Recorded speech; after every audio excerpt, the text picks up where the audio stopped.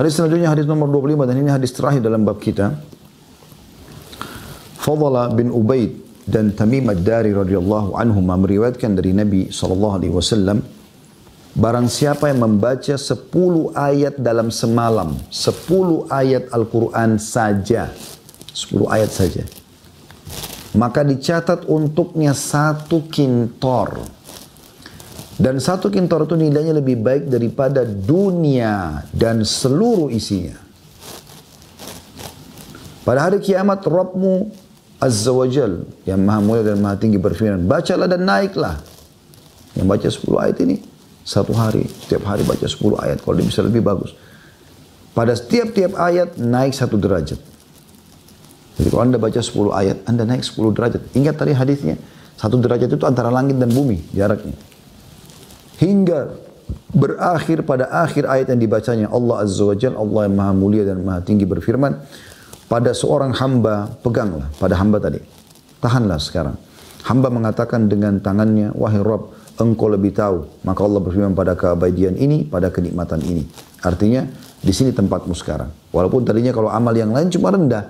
Tapi dengan baca Al-Quran, maka Allah angkat sampai tinggi. Kata Allah, di sini aku akan abadi.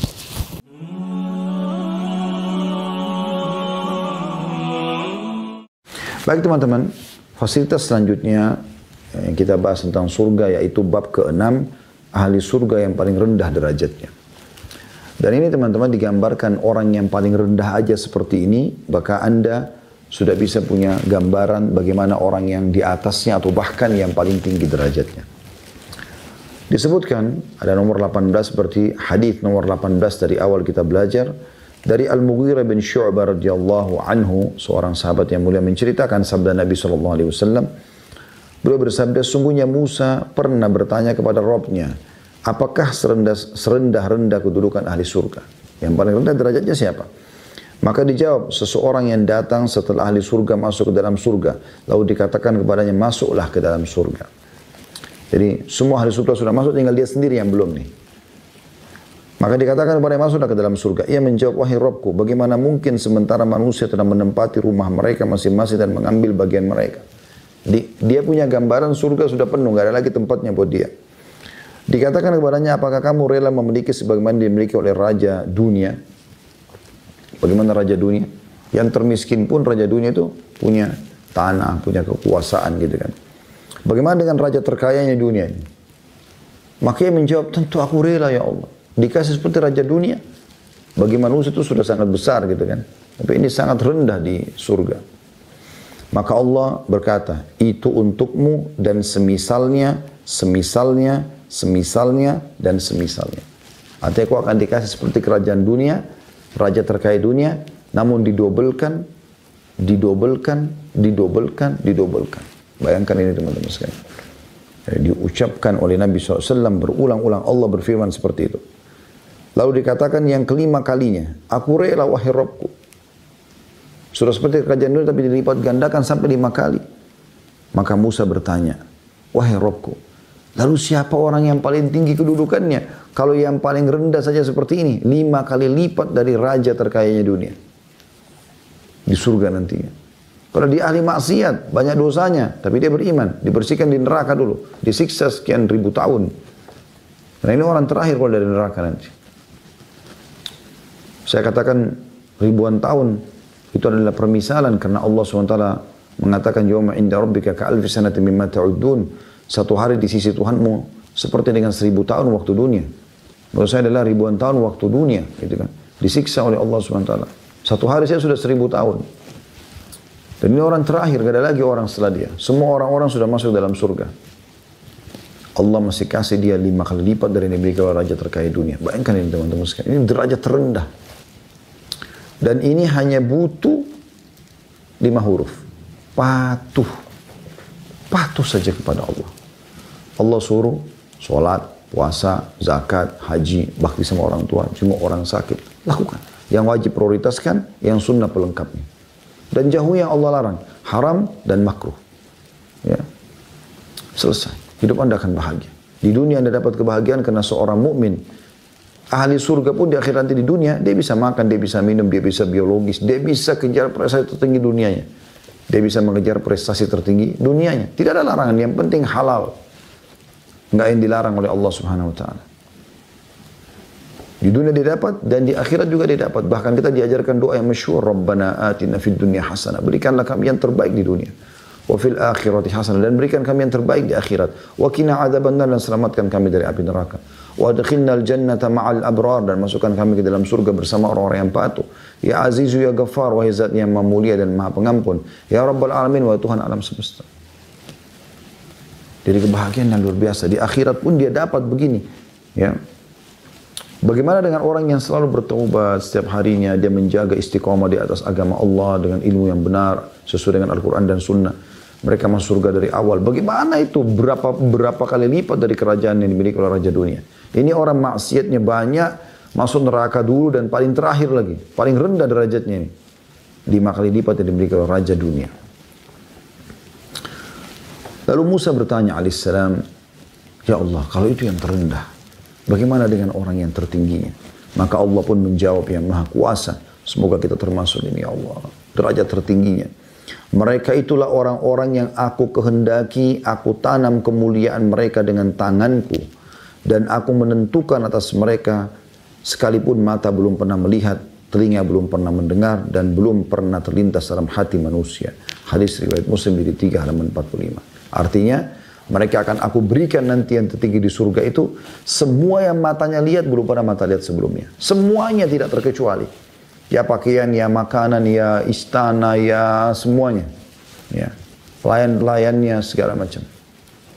Belum pernah yang dia dengar nanti di sana yang didengar di dunia. Seindah apapun suara yang dapat dengar dari kicauan burung, suara indah dari lantunan syair misalnya seseorang, tetap tidak akan pernah sama dengan suara yang di sana. Tidak pernah Anda dengar sebelumnya. Dan tidak pernah terlintas dalam hati manusia. Bayangkan ini teman-teman. Luar biasa. Gitu. Luar biasa. Ini derajat terendah. Dalam riwayat lain tidak disebutkan dalam buku kita, saya tambahkan, bahwasanya akan keluar ahli surga terakhir dari neraka. Dan lagi di dalam neraka ini tinggal orang-orang yang munafik, orang musyrik, orang kafir. Selamanya. Dipanggang, disiksa. Nggak ada waktu untuk selamat dari neraka itu. Sebagaimana sudah pernah kita pelajari, mereka menangis, menyesal, tapi penyesalan itu sudah tidak ada gunanya lagi, dan saking putus asanya mereka sampai, ya, dan banyaknya air mata yang keluar sebagai ganti air mata darah. Semoga Allah selamatkan kita. Na'udzubillah, ini banyak orang menganggap remeh masalah ini, seakan-akan menganggap neraka itu hal yang biasa. La haula wa la quwata illa billah. Jangan tantang Allah wahai manusia. Allah pencipta langit dan bumi ini mengancam, tidak boleh kita sembarangan dengan neraka. Ya. Ada orang, Allah mengatakan, wa ma asbarhum 'alan nar, begitu beraninya mereka menantang neraka. Aduh, berat. Ambil korek gas, bakar jari kita sendiri, kita sudah rasakan sakitnya. Bagaimana dengan ini? Maka teman-teman sekalian, orang yang masuk surga ini, nanti dalam riwayat ini dikatakan dia akan keluar dari neraka dalam kondisi setengah badannya hangus. Lalu kemudian dia jatuh, dia berdiri, dia berusaha melarikan diri dari neraka. Padahal sebenarnya sudah dikeluarkan. Kalau belum saja keluar, tidak akan pernah bisa lolos dari neraka itu. Dalamnya 70 tahun dijaga oleh malaikat yang kasar dan keras. Penuh dengan siksaan. Setelah jauh dia mengatakan, segala puji bagi Allah yang telah menyelamatkan aku dari kamu. Kemudian Allah lihatkan dari kejauhan sebuah pohon. Dia merasa pohon ini luar biasa, rindang. Sudah ribuan tahun mungkin dia nggak pernah lihat pohon. Maka dia mohon, ya Allah, saya mau pohon itu. Allah berkata kepadanya, apakah kau akan minta yang lain, wahai anak Adam? Dia bilang, tidak ada ya Allah. Maka Allah pun menyampaikan dia ke pohon itu. Setelah dia rasakan luar biasa enaknya, dia lihat di kejauhan ada pohon yang lain, dan ada airnya. Dia minta lagi dia mau minta pada Allah, tapi dia malu. Cuman dia tertarik, dia mengatakan, ya Allah, pohon dan air itu. Kata Allah SWT, bukankah kau sudah janji, hai anak Adam? Dia bilang, ya Allah, pohon dan air, saya tidak minta lagi yang lain. Dibawa ke sana. Setelah dia sampai di sana, Allah Subhanahu wa taala membukakan baginya pintu gerbang surga, lalu dia pun ya mencium aromanya, melihat luar biasa indahnya surga itu. Maka dia pun tertarik, tapi dia malu sama Allah. Cuma dia surga. Dia mengatakan, ya Allah, surgamu. Maka Allah pun mengatakan, sungguh kau tidak akan pernah puas, wahai anak Adam. Apakah kau puas kalau aku berikan kepadamu seperti yang diberikan oleh Raja Dunia? Dia mengatakan, ya Allah. Dan engkau akan dapat serupanya. Allah dobelkan. Dalam riwayat ini disebutkan sampai 10 kali lipat. Riwayat tadi kita bacakan 5 kali lipat, ini 10 kali lipat. yang dimiliki oleh raja terkaya dunia. Ini luar biasa, ini orang terendah di surga. Nanti kan kita baca di bab-bab setelahnya nanti, bagaimana derajat terendahnya orang di surga. Itu luar biasa. Ya. Maksudnya bagaimana mereka itu memiliki luar biasa ya, yang tidak pernah bisa terlintas dalam hati manusia gitu. Ya, kalau teman-teman yang pegang buku bisa buka, coba di halaman, kalau di terbitan saya ini, di halaman 97 ya. Coba renungi ini teman-teman sekalian ya.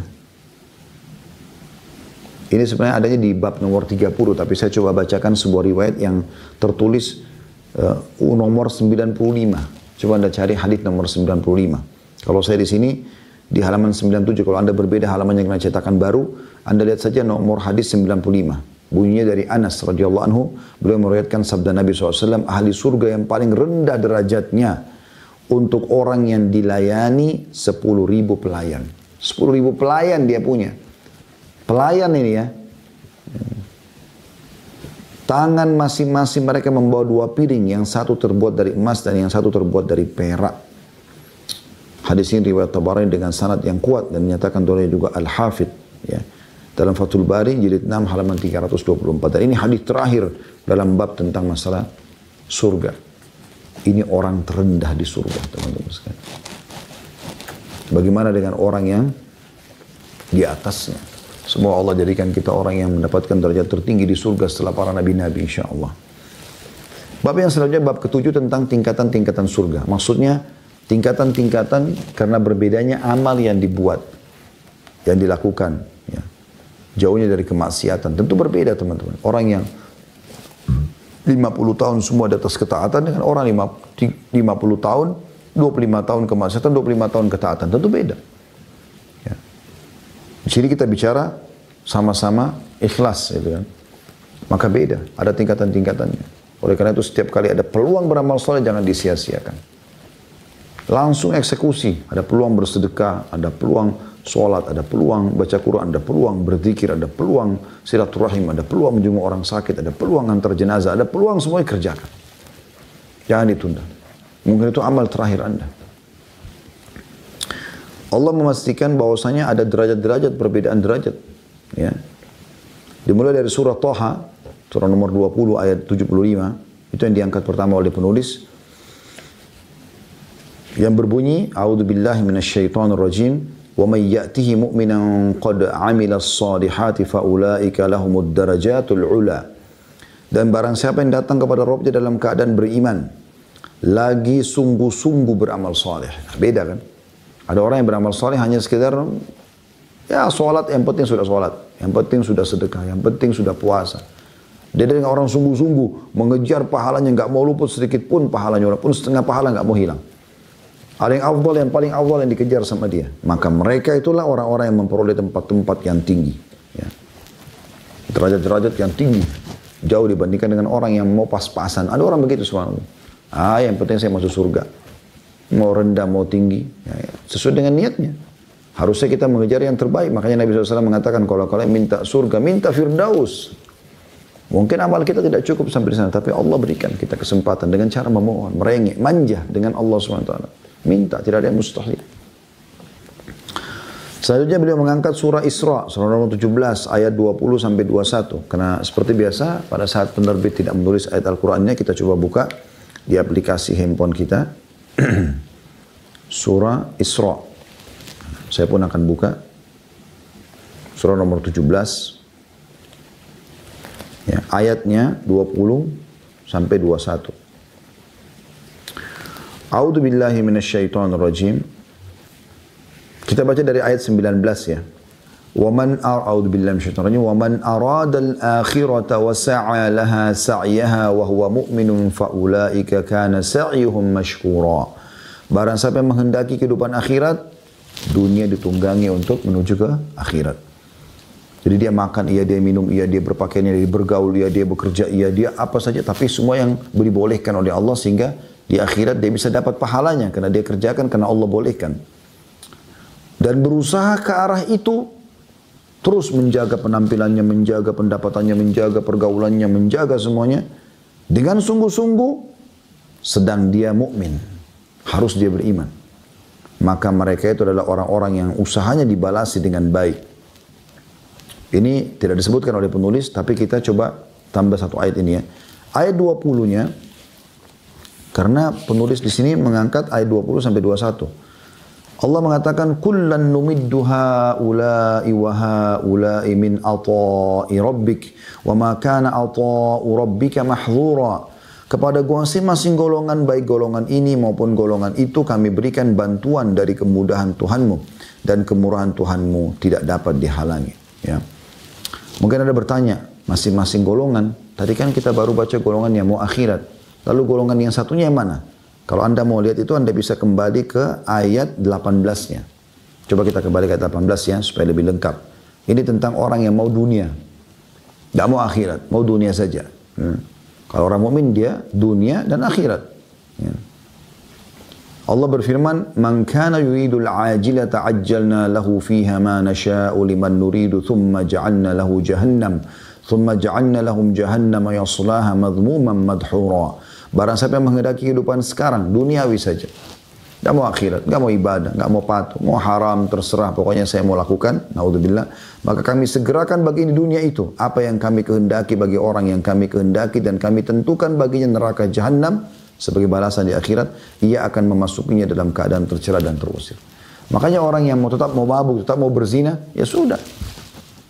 Itu urusan dia, gitu kan? Dia mau itu, Allah kasih. Tapi dia ada hukumannya. Allah sudah ingatkan dari kitabnya. Al-Quran dalam kitabnya.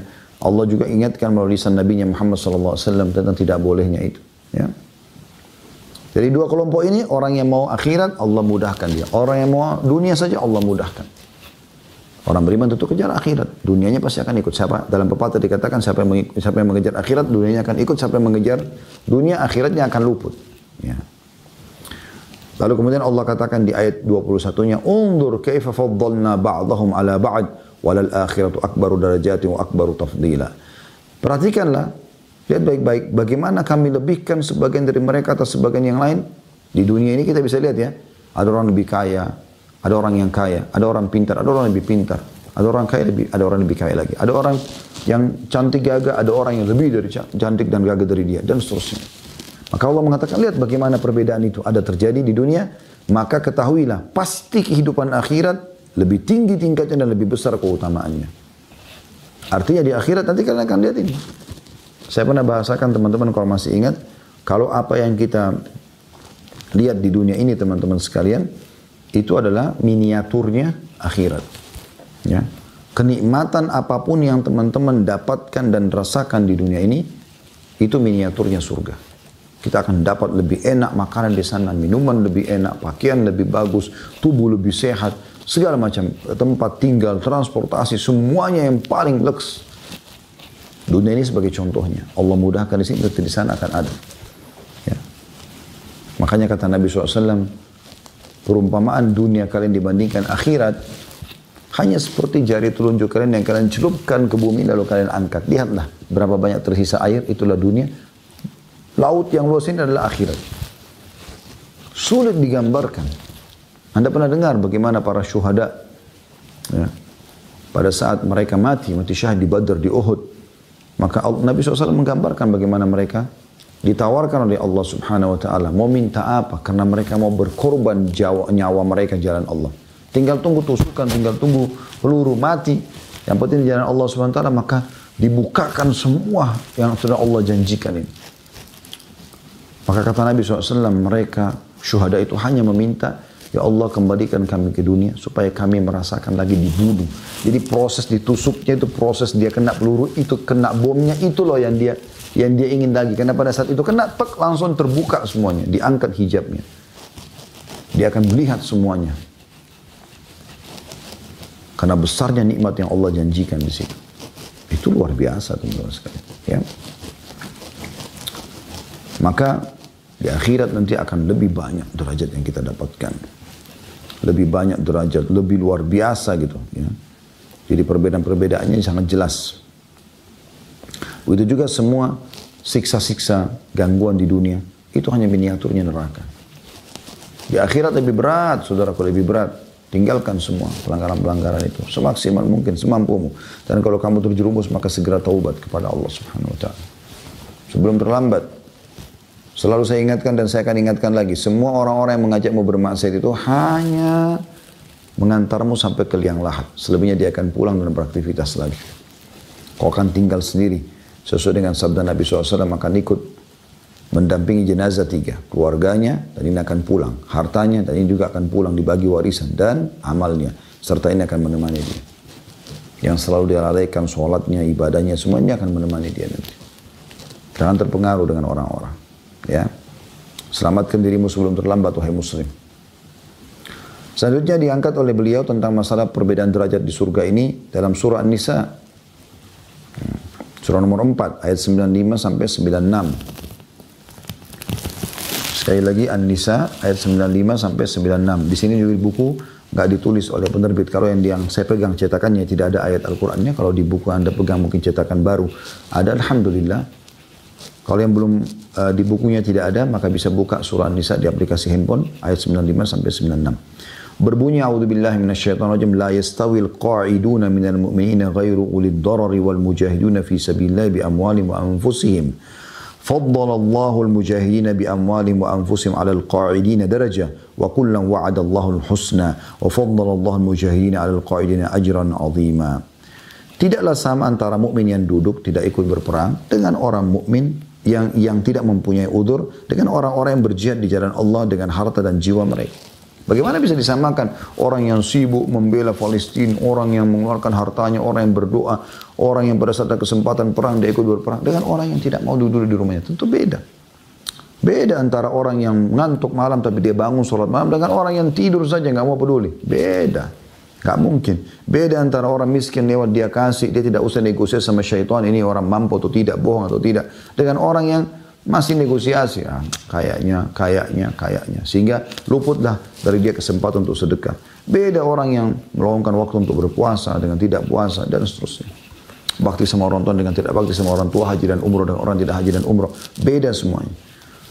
Allah mengatakan tidak sama orang mukmin yang duduk tidak ikut berperang dengan orang yang tidak punya udzur ya. Kalau orang punya udzur seperti sakit ya, dia nggak bisa ikut perang tapi dia sebenarnya kalau lagi sembuh dia mau ikut. Nah, itu dapat pahala yang sama. Dengan orang-orang yang berjihad di jalan Allah dengan harta dan juga jiwa mereka. Allah melebihkan orang-orang yang berjihad dengan harta dan jiwanya atas orang-orang yang duduk 1 derajat. Kepada masing-masing mereka Allah menjanjikan pahala yang baik atau surga dan Allah melebihkan orang-orang yang berjihad atas orang-orang yang duduk dengan pahala yang besar. Maksudnya pada saat orang jihad itu sifatnya pilihan, boleh pergi perang atau tidak seperti kasus perang Badar ya. Yang pergi bersama Nabi SAW 314 orang karena mereka tahu itu bukan kewajiban. Beda dengan Uhud. Uhud diwajibkan mukminin untuk ikut. Sama dengan perang Tabuk diwajibkan misalnya. Perang Khandak diwajibkan. Maka pada saat ada pilihan, beda pahalanya antara orang yang pergi dengan orang yang tidak pergi. Beda tentunya. Ya. Lalu Allah SWT menggambarkan di sini kelebihan yang Allah berikan. Di situ kan di ayat disebutkan 1 derajat. Sebenarnya yang dimaksud dengan 1 derajat ini bukan 1 derajat yang seperti kita gambarkan dengan 1 angkat tangan kita. Tapi maksudnya adalah derajat yang sangat tinggi. Terbukti Allah sebutkan di ayat 96-nya. Allah mengatakan darajatim minhu maghfiratan wa rahmah wa kana Allahu ghafurur rahima. Yaitu beberapa derajat daripadanya.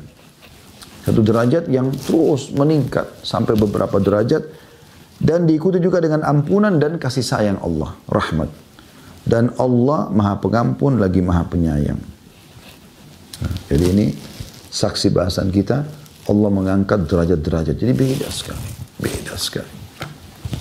Saya pernah sampaikan teman-teman sekalian, kalau masih ingat bagaimana ada 2 orang sahabat Nabi Ridwanullah alaihim, yang satu meninggal sepekan sebelum temannya, mati syahid. Disolati oleh Nabi SAW dengan para sahabat. Seminggu kemudian meninggal teman dekatnya. Pada saat disolati jenazah yang kedua, kata Nabi SAW kepada para sahabat, bagaimana menurut kalian tentang orang ini yang baru disolati? Kata mereka, semoga dia bisa menyusul sahabatnya. Karena dianggap sahabatnya mati syahid minggu lalu gitu kan. Ini umurnya sama ya. Kita bicara kalau umurnya sama. Misal ada orang umur 45 tahun sama 45 tahun sama-sama. Terus yang satu diberikan umur lebih 1 minggu. Yang satu meninggal duluan. Ini walaupun yang minggu lalu meninggal mati syahid. Yang ini meninggal tidak mati syahid teman-teman sekalian. Nabi SAW tanya, bagaimana menurut kalian dengan ini? Mereka para sahabat memahami pasti yang minggu lalu lebih afdal. Semoga dia bisa menyusul sahabatnya. Apa kata Nabi SAW? Ketahuilah orang ini ya, derajatnya dibandingkan sahabatnya yang meninggal pekan lalu antara langit dan bumi. Karena dia sempat apa? Ibadah selama sepekan itu. Salat 5 waktunya, dapat Jumatnya, sedekahnya, bakti seorang tuanya. Itu sudah cukup mengangkat derajat yang sangat tinggi di surga. Oleh karena itu teman-teman, kalau ada peluang, jangan sia-siakan. Peluang beramal soleh. Ya. Jangan terpengaruh dengan orang-orang yang sebaya dengan Anda. Kemudian selanjutnya surah Al-Mujadalah. Ya, ini juga sama, teman-teman sekalian, tidak disebutkan oleh penerbit. Kalau di buku yang saya pegang ya, ayat Al-Qur'annya, kita akan coba buka, insya Allah. Di ayat 11-nya, A'udzu billahi minasyaitonir rajim. Ya ayyuhalladzina amanu idza qila lakum tafassahu fil majalisi fafsahu yafsahillahu lakum. Wa idza qila anshudhu fanshudhu yarfa'illahu alladhina amanu minkum walladhina utul ilma darajat wallahu bima ta'maluna khabir. Artinya, hai orang beriman, apabila dikatakan kepadamu, berlapang-lapanglah dalam majlis, maka lapangkanlah. Niscaya Allah akan memberikan kelapangan untukmu. Saya dalam satu majlis sempitan, coba longgarkan, itu enggak masalah. Dan apabila dikatakan berdirilah kamu, maka berdirilah. Suruh selesai, bubar, berdirilah. Niscaya Allah akan meninggikan derajat orang-orang beriman di antaramu dan orang-orang yang diberi ilmu pengetahuan beberapa derajat. Dan Allah maha mengetahui apa yang kamu kerjakan. Di sini perhatikan saksi bahasanya bagaimana Allah mengangkat orang-orang beriman dan menuntut ilmu beberapa derajat. Ya. Ini keutamaan orangnya menuntut ilmu. Jadi kalau ada orang beriman menuntut ilmu dan orang beriman ya malas menuntut ilmu, tentu beda derajatnya. Walaupun sama-sama sholat, sama-sama ibadah yang lain. Jadi diangkat derajatnya karena mereka akan lebih mengenal hukum Allah SWT dan lebih memudahkan mereka untuk khusyuk. Ya. Selanjutnya dalam surah Al-Imran, surah nomor 3 ayat 162 sampai 163. Nah ini Al-Qur'annya ditulis ayatnya. Kita bacakan langsung. A'udzu billahi minasyaitonir rajim. Afaman ittaba'a ridwanallahi kaman ba'a bi sakhatin minallahi wa ma'wahu jahannam wa bi'sal masir. Hum darajatun 'indallah wallahu basirun bima ya'malun. Apakah orang yang mengikuti keridhaan Allah sama dengan orang yang kembali membawa kemurkaan Allah? Ya. Dan tempatnya neraka Jahannam, dan itulah seburuk-buruk tempat kembali. Kedudukan mereka bertingkat-tingkat di sisi Allah dan Allah maha melihat apa yang mereka kerjakan. Allah memastikan tidak akan mungkin sama antara orang-orang yang beriman dan orang-orang yang kafir, atau orang-orang yang jauh dari agama. Allah akan bedakan mereka derajat yang sangat tinggi. Jadi walaupun orang beriman ini punya maksiat, kemudian dia taubat, lalu dia masuk dalam surga, akan beda derajatnya dengan orang yang dari awal masuk gitu kan. Yang betul-betul memang amalnya Masya Allah sangat banyak. Orang kata teman-teman, tutup sudah pintu-pintu dosa, yang kita buka adalah pintu-pintu amal saleh. Dan bagi teman-teman yang masih terjerumus, segera tinggalkan. Anda harus selamatkan diri Anda segera. Tidak boleh tidak. Jangan lalai dengan masalah ini, karena tidak ada yang bisa menyelamatkan diri kecuali kita sendiri. Setelah mendengarkan beberapa ayat Al-Quran tentang perbedaan derajat di surga, maka kita akan masuk ke hadits-hadits Nabi SAW. Hadits yang pertama di sini urutan nomor 19 dari awal kita belajar.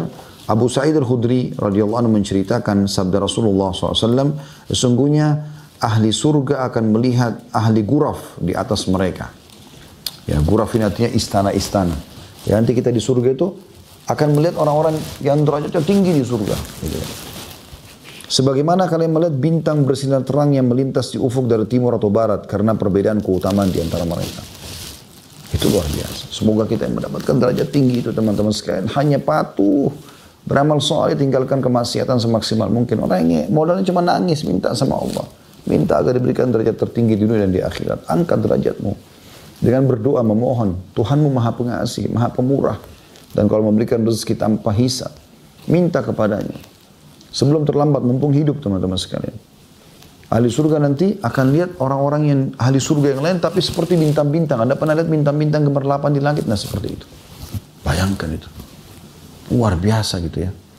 Bagaimana Allah subhanahu wa ta'ala menggambarkan ini. Jadi seperti bintang-bintang, dia tidak tahu di situ istananya seperti apa, fasilitas seperti apa, dia tidak tahu. Dia cuma bisa lihat, oh bintang, oh itu surga. Ya. Karena perbedaan kedudukan di antara mereka. Maka para sahabat sempat bertanya, mengatakan, wahai Rasulullah, apakah itu kedudukan para nabi yang tidak bisa dicapai selain mereka? Apakah nanti yang kita lihat seperti bintang-bintang gemerlapan itu tempat para nabi-nabi? Karena tinggi jauh antara timur dan barat. Bayangkan antara kita sama bintang-bintang ini berapa miliar ya, kilometer barangkali jaraknya. Gitu. Maka beliau bersabda, sallallahu alaihi wasallam, tidak, demi zat yang jiwaku ada di tangannya, melainkan orang-orang yang beriman kepada Allah dan membenarkan para utusannya. Hadis riwayat Bukhari, jilid 6 halaman 320 dan Muslim jilid 17 halaman 169. Enggak, yang tinggi-tinggi itu yang seperti bintang dilihat oleh ahli surga yang lain, mereka adalah orang beriman kepada Allah dan sibuk beramal saleh. Sibuk mengikuti para nabi-nabi. Sibuk memperjuangkan keimanan mereka, menjauhkan diri dari kemaksiatan. Selanjutnya hadis nomor 20. Abu Hurairah radhiyallahu anhu meriwayatkan sabda Rasulullah SAW, Inna fil jannati mi'ata darajah, a'addaha Allahu lil mujahidina fi sabilillah, ma baina ad-darajataini kama baina as-sama'i wal ard. Sesungguhnya di surga terdapat 100 derajat yang Allah sediakan bagi orang yang berjihad di jalannya. Jadi orang berjihad pun beda-beda. Yang paling ikhlas, yang paling lama waktunya, yang paling banyak pengorbanannya, gitu kan. Yang paling banyak cobaannya. Nah ini semua beda dengan orang-orang yang hanya ikut meramaikan saja. 100 derajat. Dan kata Nabi SAW, jarak masing-masing derajat seperti jarak langit dan bumi. 100 derajat untuk mujahid saja ini, belum yang lain. Satu derajat yang satunya seperti langit dan bumi. Berapa miliar kilometer ini jaraknya? Jauh sekali. Bagaimana dengan derajat yang tertinggi? Seperti yang diraih oleh paman Nabi SAW, Hamzah radhiyallahu anhu, kata Nabi SAW, Sayyidus Syuhada, pimpinan para syuhada. Anda minta supaya bersama dengan mereka. Tapi kan Ustaz saya tidak berjihad. Dengarkan hadis Nabi SAW. Amalkan ini. Man talaba syahadata bisidq, ballagahu Allahu manazil syuhada wa in mata ala firashi, kata Nabi SAW. Siapa yang memohon dengan tulus agar Allah mematikan dia syahid atau mengarunia dia mati syahid, maka Allah akan berikan derajat mati syahid walaupun dia mati di atas ranjangnya. Gelorahkan dalam hatimu hai muslim supaya mati mendapatkan derajat tertinggi di surga. Modalnya merengek, mohon kepada Allah SWT. Amal kita nggak bakal cukup, tapi rahmat Allah luas. Ya. Hadis nomor 21. Anas radhiyallahu anhu menceritakan, Haritha radhiyallahu anhu gugur pada perang Badar ketika ia masih muda.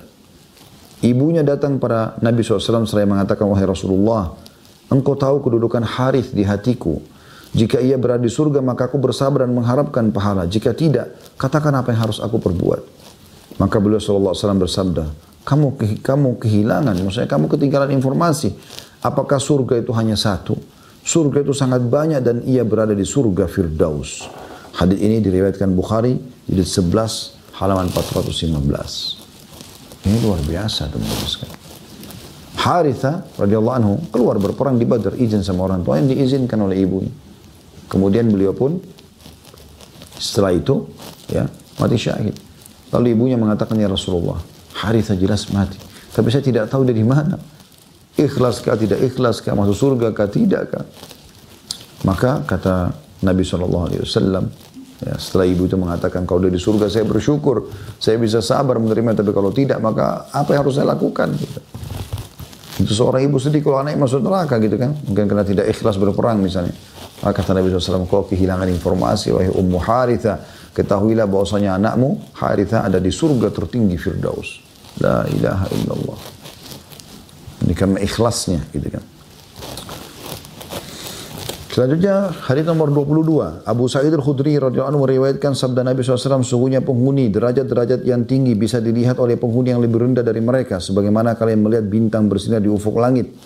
Abu Bakar dan Umar termasuk di antara mereka yang diberi kenikmatan.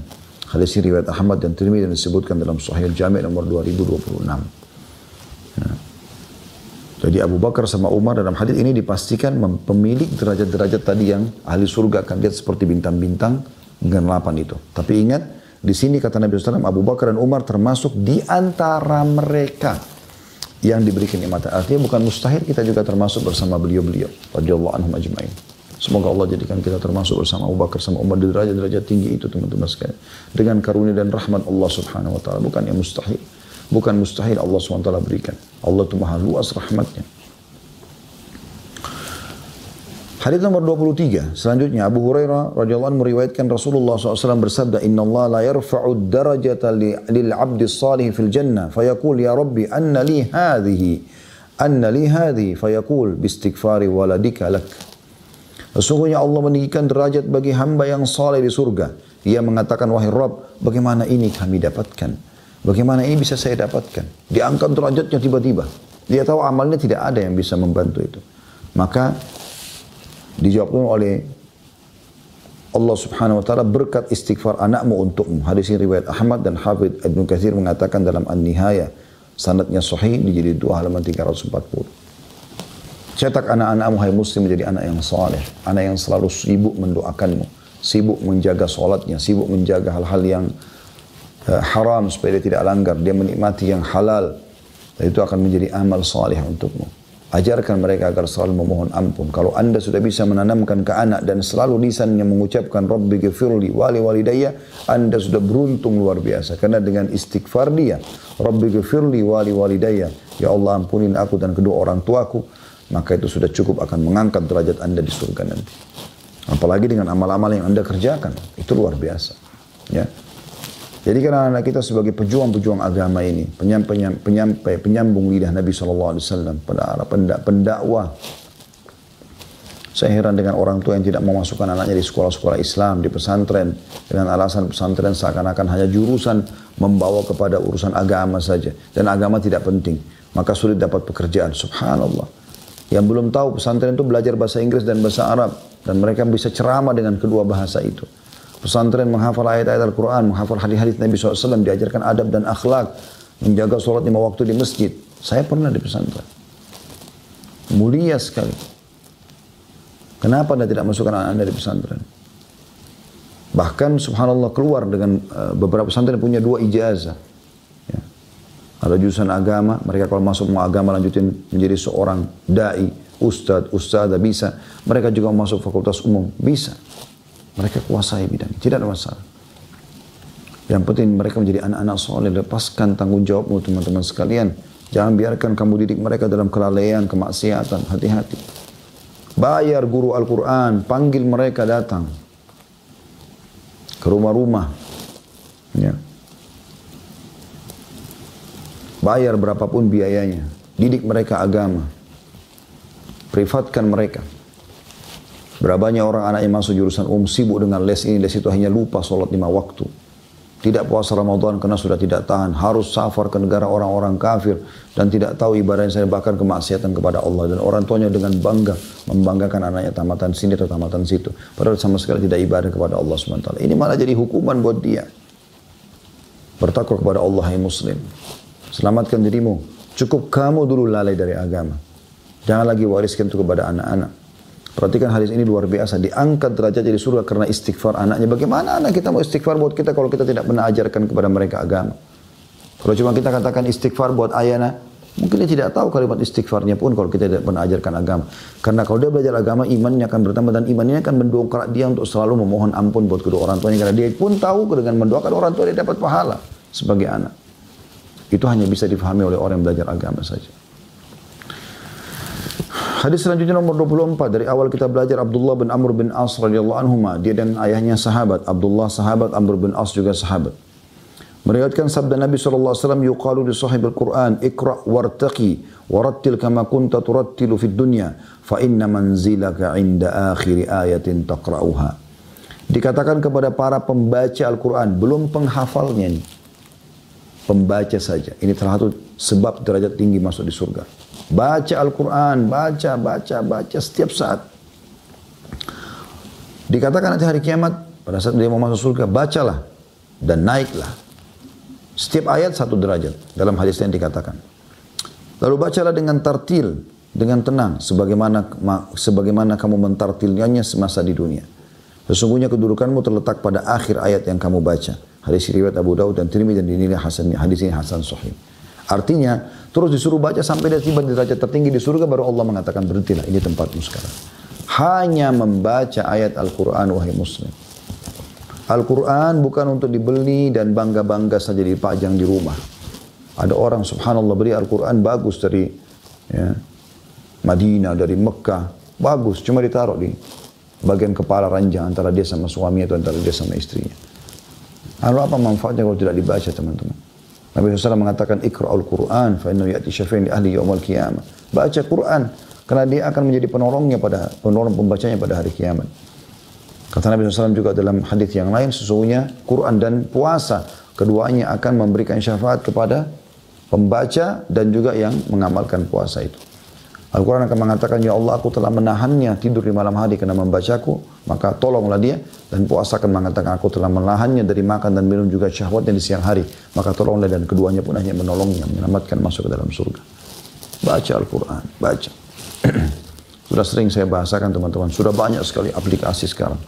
Anda bisa pilih manapun. Tapi yang sering saya pakai ada nakhtim tulisannya. Bahasa Arab, nun, kha, ta, mim. Logonya warna hijau. Saya tidak tahu punya siapa itu. Tapi saya sudah lama pakai di handphone. Menariknya aplikasi ini subhanallah. Kita kalau tutup handphone, buka, dia akan lanjutkan ke ayat yang sudah kita baca yang lalu. Jadi kalau kita setiap buka handphone baca satu ayat saja, kita buka 20-30 kali sehari, berarti bisa 20-30 ayat sehari kita baca. Satu ayat saja. Apalagi kalau kita baca setiap buka 10 ayat, lalu kita buka WA misalnya.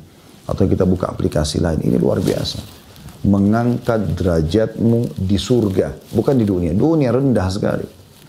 Di surga teman-teman hanya baca ayat. Ya. Apalagi kalau kamu tidak hafal, tidak sempat baca teman-teman. Lagi antri di lift, lagi antri mau bayar di kasir, di kantin, di minimarket, di mana saja. Baca Qul Huwallahu Ahad. Kata Nabi SAW, siapa yang baca Qul Huwallahu Ahad 10 kali, Allah akan bangunkan baginya istana di surga. Dalam hadis lain, Qul Huwallahu Ahad adalah sepertiga Al-Quran. Dan Qul Ya Al-Kafirun seperempat Al-Quran. Surah-surah pendek. Gak ada sulitnya baca ini. Daripada nongkrong, diam, naik tangga, menuju ke dispenser, mau ambil air. Kenapa gak baca? Lagi buka baju. Bismillahirrahmanirrahim. Qul Huwallahu Ahad, Allahus Samad, lam yalid wa lam yulad wa lam yakul lahu kufuwan ahad. Sambil buka pakaian, dapat sepertiga Al-Quran pahalanya. Kan luar biasa. Hadis selanjutnya hadis nomor 25, dan ini hadis terakhir dalam bab kita.